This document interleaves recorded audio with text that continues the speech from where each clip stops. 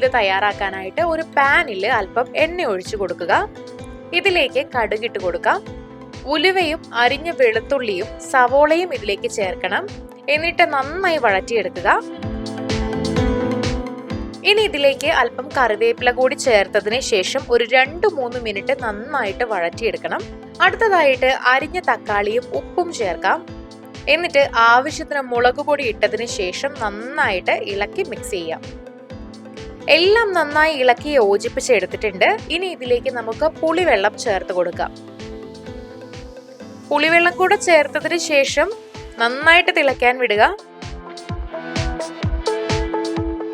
നന്നായിട്ട് തിളച്ചു വരാൻ തുടങ്ങി കഴിഞ്ഞിട്ടുണ്ടെങ്കിൽ ഇതിലേക്ക് മുട്ട കൂടെ ഇട്ട് കൊടുക്കാം. കുറഞ്ഞ തീയിൽ വേണം ഇട്ട് പാകം ചെയ്യാനായിട്ട് ഈ സമയം.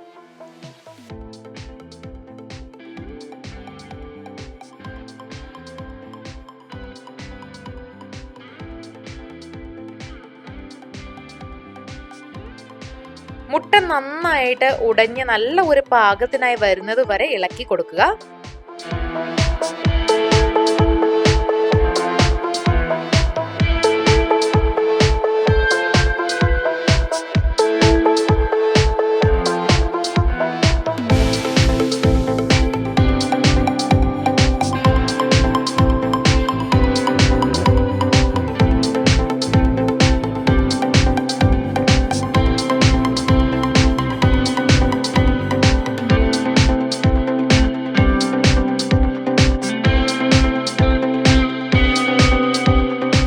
ഒരുപാട് തിക്കായിട്ടുള്ള ഗ്രേവി ആയിട്ടാണ് വന്നിട്ടുള്ളതെങ്കിൽ അല്പം വെള്ളം കൂടെ ചേർത്ത് നമുക്ക് പാകം ചെയ്യാവുന്നതാണ്.